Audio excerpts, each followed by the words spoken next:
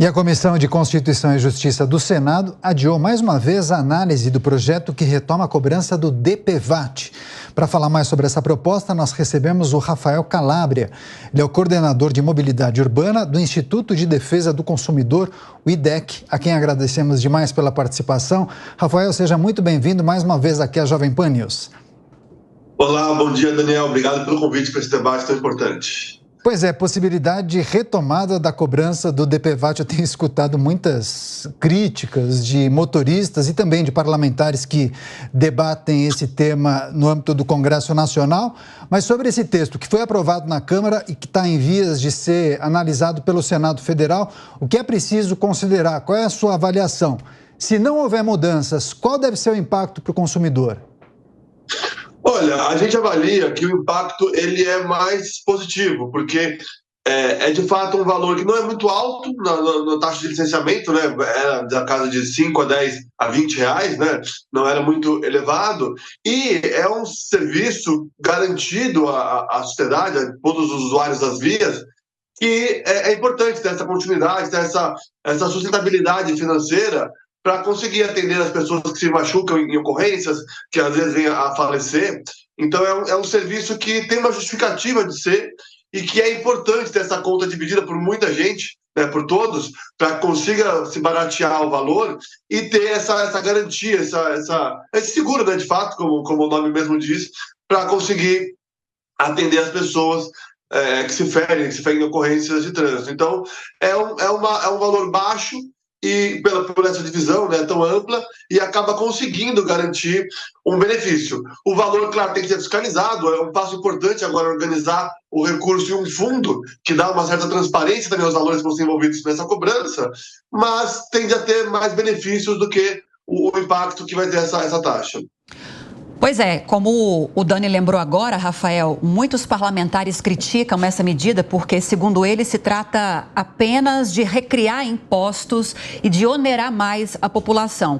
Mas o fato é, nós tivemos a suspensão do pagamento desse imposto, digamos assim, dessa obrigação para os motoristas em 2020, se não me engano, ou 2021. É bom que você me lembra isso.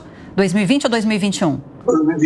2020. Me parece que havia naquela época um excedente de mais de 4 bilhões de reais em caixa e no final do ano passado, setembro ou novembro, o governo anunciou a entrega desse projeto de lei para o Congresso porque o dinheiro estava já no fim e é preciso que haja essa garantia para o motorista.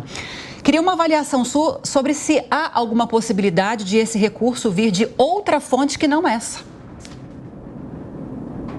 Olha, é bastante complicado. O SUS, que atende as pessoas, né, que são vítimas do trânsito, tem algumas fontes estabelecidas. O que se discute, né, no DPVAT é um recurso específico pela quantidade de internações e ocupações de hospitais e também os gastos que tem com as fatalidades, né, com as mortes que acontecem no trânsito, em decorrência do trânsito de veículos. Então, se justifica buscar uma fonte de receita no setor, né, no campo dos motoristas, enfim, dos usuários das vias.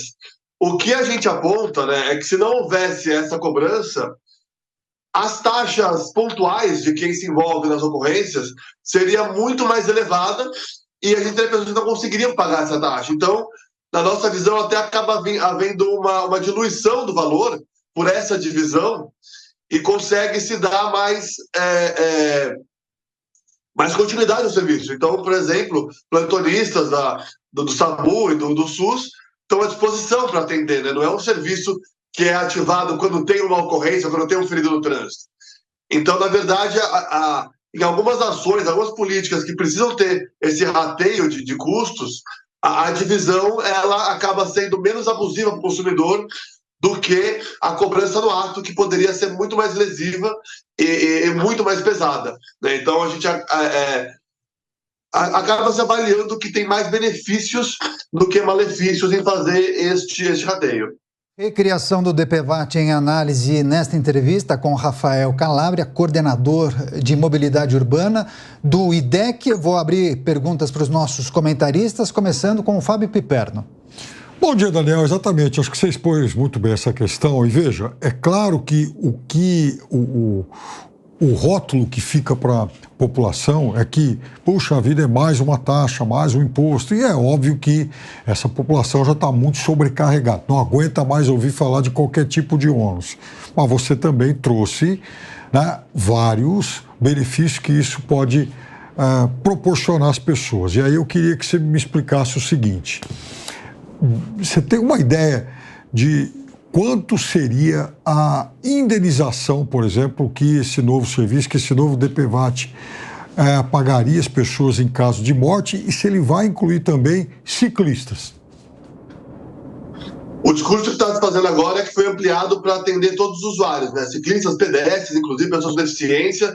Então tende a ter um escopo um pouco maior do que era no passado, apesar de que já poder ter pedido.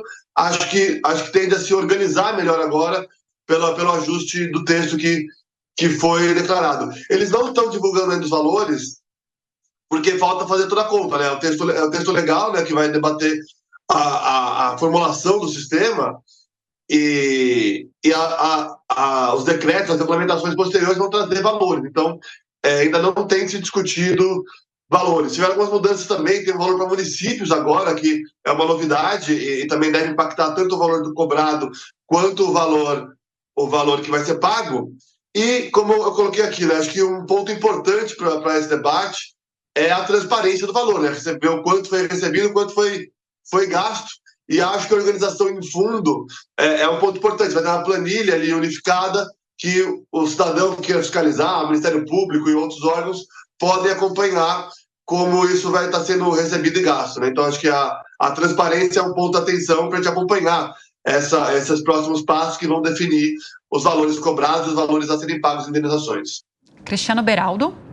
Rafael, bom dia. A gente tem nos Estados Unidos o seguro contra terceiros obrigatório. Qualquer pessoa que compre um carro, ela vai, contrata esse seguro e ela não tira, inclusive, o carro da loja se ela não tiver o seguro. No Brasil, essa questão do DPVAT, que está sendo efetivamente estatizado agora, não seria muito mais eficiente se nós tivéssemos a obrigatoriedade do seguro contra terceiros a ser contratado no mercado? É um mercado aberto com várias seguradoras, cada uma pode fazer o plano que quiser para ser mais competitivo do que a sua concorrente. E em relação ao atendimento na rede pública de saúde, por que não as seguradoras arcarem com as despesas do SUS? Quer dizer, nós temos um problema no sistema e estamos criando essa obrigatoriedade em cima do cidadão que tem o carro simplesmente para atender o status quo. Ter carro é algo caro. Então, se ficou caro, a pessoa não pode ter, que o governo invista em transporte público. Tem que ter mais lógica nessas decisões. Você não concorda? Não, você não tem a dúvida, no IDEC, o nosso ponto central de defesa é o melhor transporte público, né? Tem tido aí outros debates com o governo federal e alguns municípios de avanço. Esse recurso que foi para o município, ele até cita a existência de transporte coletivo nas cidades. Não ficou claro no texto como vai ser utilizado. A gente até já acionou o Ministério das Cidades para avaliar se isso vai ser um recurso para o transporte coletivo, que na nossa visão até seria justificado. Não sei se pelo DPVAT, talvez seja um caminho que não seja melhor, mas é justificado. Agora, sobre ser público ou privado, o que a gente tem notícia é que a extinção em 2020 foi por crítica ao processo privado, mas que era feito com uma só, né, com uma exclusividade de uma empresa de seguradora. A gente tem, como você citou, né, empresas no mercado poderiam fazer isso. Dependeria aí da regulamentação. Eu acho que na política costuma acontecer isso, né? Tem um caso que gera um impacto negativo, acaba se querendo jogar para o outro lado. Então foi ruim, teve um problema no privado, jogou para o público. Eu acho que poderia ter uma variedade. A gente tem bancos públicos, no Brasil bancos privados, poderia ter uma variedade. É um dos elementos que, enfim, a escolher. O que eu acho importante, reforço aqui que eu coloquei, tanto no público quanto no privado, a gente tem, por exemplo, no transporte coletivo, casos públicos, casos privados, e má qualidade na forma de gerir em erros, né, dos dois caminhos. O importante, no caso da seguradora, é a transparência, a gente conseguir ver esses valores com facilidade, ter acesso a quanto foi gasto, quanto foi recebido. E acho que, né, no cenário público e no privado a transparência poderia ajudar.